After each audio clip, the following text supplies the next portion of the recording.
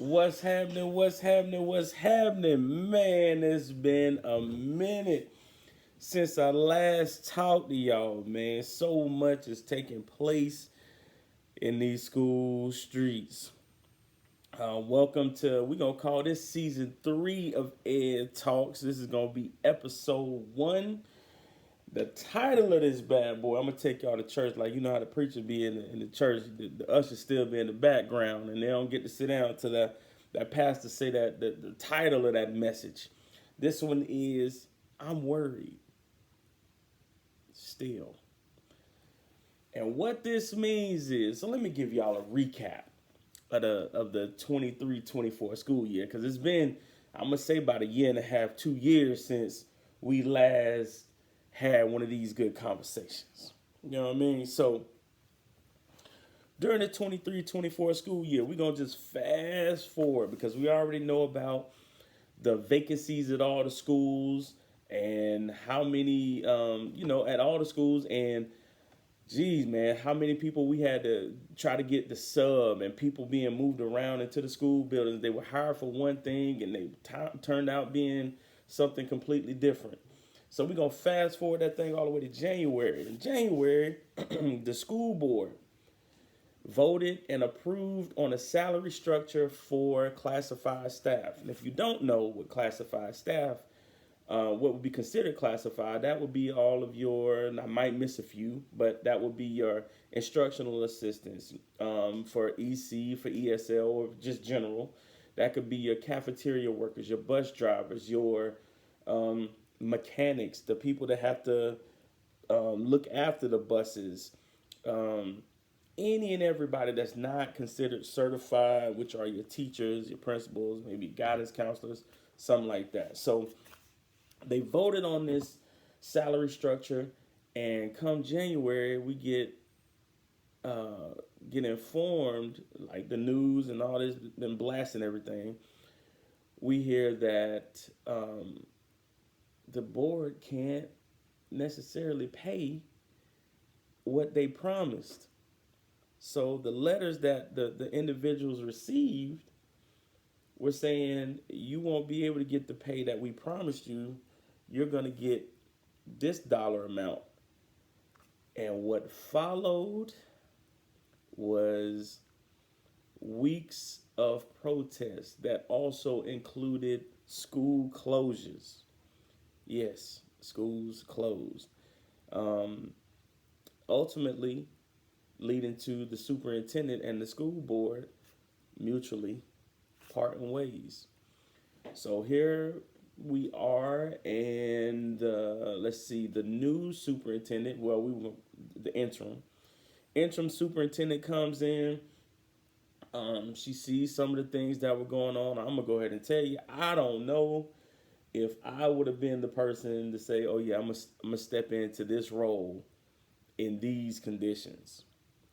I don't know about that. But since then, there have been many, many meetings talking about how they were going to try to rectify the situation, looking at different salary schedules, how they can still allow people to make more money. Not necessarily allow, I guess that's the wrong word. But how they can still get people to get paid at least what they were being paid this year, um, and many, and probably most, will get a raise of some kind starting in the where we at the 24-25 school year. This has not been something that has gone over well in the community, and even with the board at some point, I think it was January or February, even when they all voted to keep making sure that the people don't lose any money, it's still things that are up in smoke. People are still not happy about this because there's still big question marks about how much am I going to be paid. Nobody, especially in this economy, how everything is going, how the price of bologna is even going up. Nobody can afford to get money taken out of their paychecks. So that has been the main thing that's taken place locally, which I would probably go ahead and say has been something that has started a domino effect. And with that, now they have to worry about other budgetary items. So for the remainder of the year, all the money that some of these schools thought that they were going to have, not going to have it. Positions at schools are vanishing. And that could be because of the budget as well as federal funds that's pretty much going to be going away at the end of this school year. So when you put all of those things together, then we start looking at how does that start to impact the next school year. Now I know y'all heard me preaching and talking heavy about the potential mass exodus even during the pandemic when this all started. When I first jumped on with Ed Talks, I was talking about how the conditions were going to get worse and you were going to have more and more issues with trying to staff the schools because the one thing that the pandemic showed us was that, you can actually make money doing a whole lot of different things. And with the climate of education now and so many of the things that the individuals in the schools got to deal with, nobody really wants to deal with them. So we're going into a situation now that people's money is being messed with, and now all of those question marks that we once had, might have been one question mark, but now it might be three or four question marks that come back behind that because it's so much that's unknown. The mass exodus that took place over the last couple of years, I predict, will have nothing on what's to come. So I would dare to say 70% of the school district's schools, the traditional public schools, I would dare to say about 70% of those teachers are 0 to 3 years experience and or what we consider global teachers. Now, global teachers are from different countries, many of them, in this case, in our area, many of them from Jamaica. Now, I'm just trying to think where in the world are the teachers going, if I go to Jamaica now and go into a school, how many teachers going to be there? I can't even imagine going into a school and it be, it's flooded with teachers because North Carolina for sure is dipping their hands in that pot to make sure they get some of those teachers to come over here. So we're now talking about schools, and there's no slight to any of the global teachers. I feel like, if you're going to bring individuals to come in and they impart their experiences and their background, infuse that with what you're trying to do and your goals and locally, there's nothing wrong with that. But it can't be a situation where that's our last resort because we can't go to these colleges because the colleges aren't producing teachers through their teacher education program because very few students that's going to college are going to be teachers. Now you have, so many people that have gone to do other things in different careers, engineers, different types of scientists, people in mathematics, lawyers even. There are schools that have lawyers that have all converted to be teachers. So when you have people who are not going through a traditional teacher education program, now just saying, oh yeah, I'm going to be a teacher, there are so many steps that have been skipped that should not be skipped, but you're still putting that product in front of classrooms for them to deliver instruction. I don't care what the grade is, kindergarten through 12th grade. But that's where we are in terms of who's teaching your kids.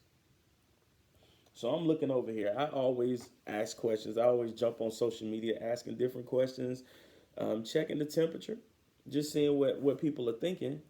And, some of the things that I'm looking at. So if I look at one question right here, and one of the things that came up, and this is a parent of a first grader, And in Durham, they're about to go through a restructuring of the school system that has not taken place since the merger in 1994.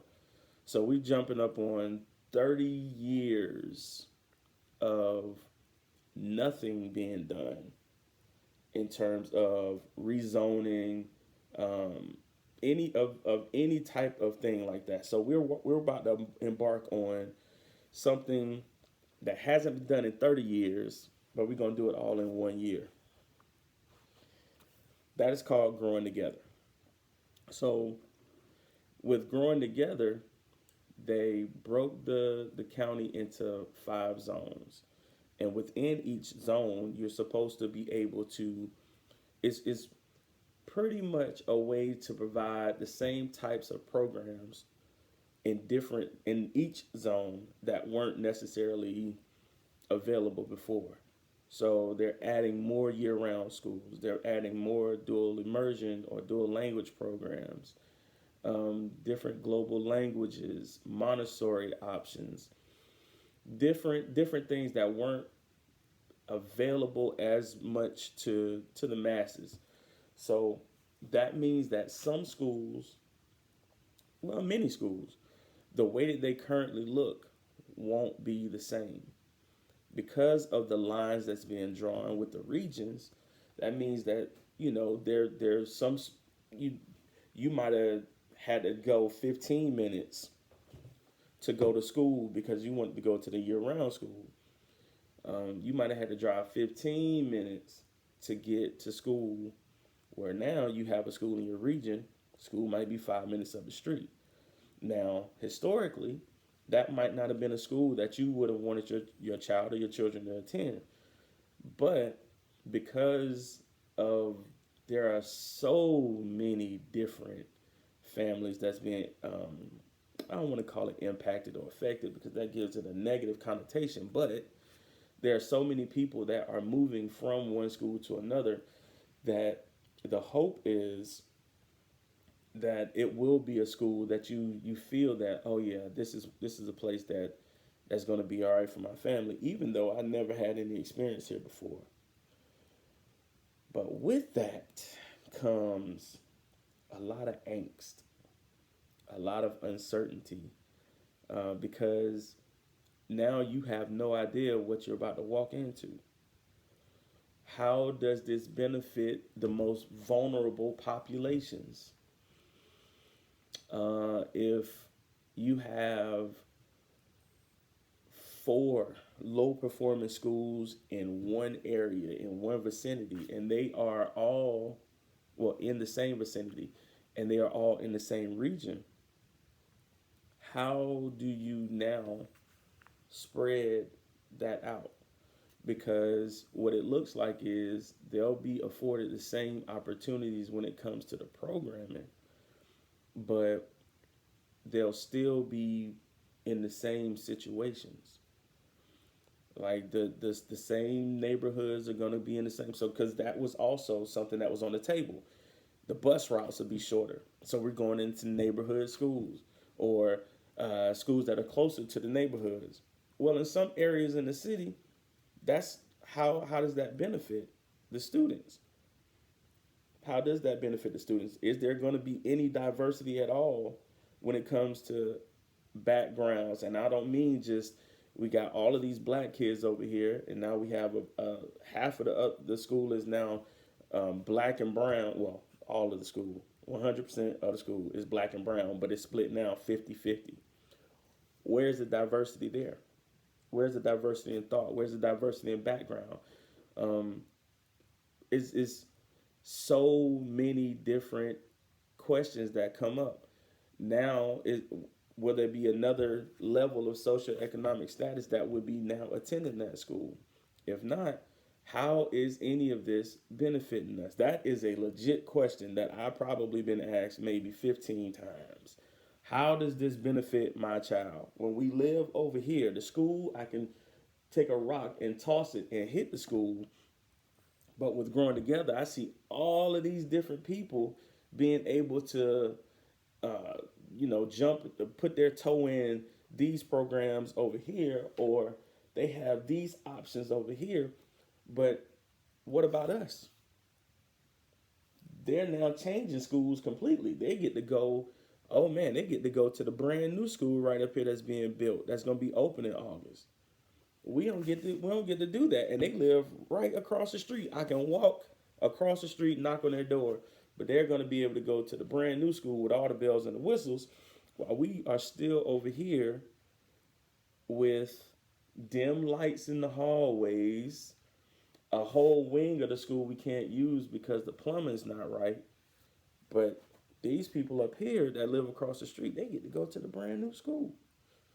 So those are like real concerns that people are having when it comes to this major overhaul of programming in the school district.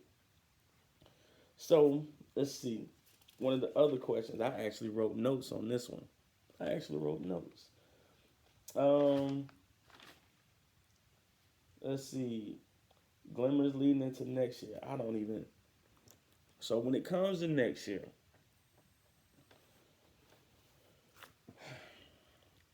I have, and that could be. Let's just keep it on the teacher level.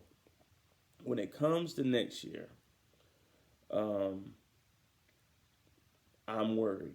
What that thing say right there? What the pastor say? I'm worried. Still, why am I worried? Let me scoot up on this one. So why am I worried? I am worried because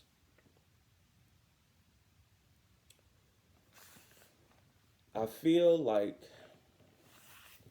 you're gonna hear me say checking temperature. You're gonna hear me say it's a few phrases that you're gonna hear me say over and over again. But I feel like no one truly has the pulse of how people are feeling. And it's easy to turn on the news and look at the people protesting. It's easy to see the picket lines. It's easy to see those types of things. But what about the people that's not on the news? I feel like people who make decisions are the ones that are in charge of making decisions. I don't think they get it. You can go to we got about 52, 53 schools. You can put a list on a piece of paper, blindfold yourself, and just take your finger and choose one and just go to the school. And just look around. You don't even have to ask any questions. Just look around. And look at the body language. Look at the amount of effort that's taking place. And you'll see people are burnt out. And I'm talking about level 9 toast burnout. You'll see a lot of students working on computers because the teacher just doesn't genuinely want to, it's easier for them to assign a program for them to learn than the teacher to actually stand up there. Now, there are going to be some people that hear these words, the ones I just said about 20, 30 seconds ago, and they're going to be hot, fish grease hot, because it's like if we ignore a certain thing, then maybe it'll just go away. Maybe if we just keep ignoring it, it'll go away. But there were people, I can't even, I should have actually researched this and looked it up because I'm curious to see how many people left the school district between August and October 1st, and then October to the end of December that did not come back in January. That's what I'm interested in, to see that kind of an impact. But I am extremely worried that we're on a tipping point of we've been in a crisis. We've been all the way in a crisis, but we're on a tipping point now of what in the hell do we do next? Again, there are no teachers, no students graduating from these teacher education programs that the school systems can go into and get. There are none. Very, very, very few. And the amount of people that are going to leave the profession with no one to replace them, I don't know what's worse than crisis. I think the scale on the DEF CON scale is like 1 to 5, one being the worst, five being still bad as hell, but it's not as bad as one. I think we're in DEF CON 3. Either way the scale goes, one being the worst, five being the best, we're at a 3. And we are in about to be May come next week. I think by the end of May, because we're about to go into end of grade and of course test season, by the end of May, we're going to be at DEF CON 2. June 30th, DEF CON 1, because that is the end of the fiscal year, which means July 1 is when the new fiscal year starts, and you'll see how many people will not be returning. I think we are heading toward DEF CON 1, and I believe that because of the individuals who make the decisions and don't have a true pulse on what's going on, either they have an understanding of what it is and don't care, or have been trying to put out so many other fires that they are oblivious. But I am telling you with everything in my being, if they don't figure something out very soon, then the 4% of the school, the students in Durham County, 4% of all school age students, children, are homeschooled. 25% go to charter schools. 60% of all school age children in Durham County go to traditional public schools. That 60% will decrease, because not only will the teachers leave, the families are going to be following, because they are going to be terrified as to what is going to be standing in front of them come August. Now, I have some ideas about how this thing could be fixed, but that's going to have to wait till a whole nother episode. I just want to tell everybody how much I appreciate the love. I've actually been asked a few times, when am I going to get back on the soapbox? So one of my goals, I transition so quick though. One of the things that I have on the list is to make sure, instead of y'all just hearing from me all the time, I'm trying to get other people that's in the streets. I want the other people, the teachers that aren't scared, that I don't even have to use your name. You don't even have to come on the video portion of it.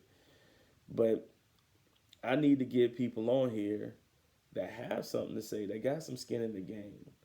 Because I want to hear what you have to say. I want to hear, what are some of the things that you propose? Because I'm not one of those, oh, I'm going to tell you all of these things are wrong, wrong, wrong, wrong, wrong, and don't have any solutions. I have solutions. But again, I'm not one of those people that make any decisions. So I want the stakeholders. I want those people in the trenches that play on the O-line. Those people.